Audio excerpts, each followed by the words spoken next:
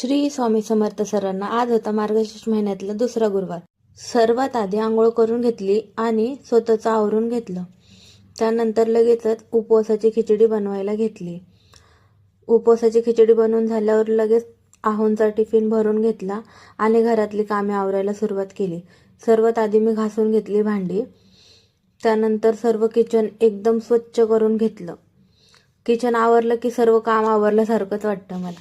त्यानंतर कपडे धुवून घेतले आणि वाळत घातले.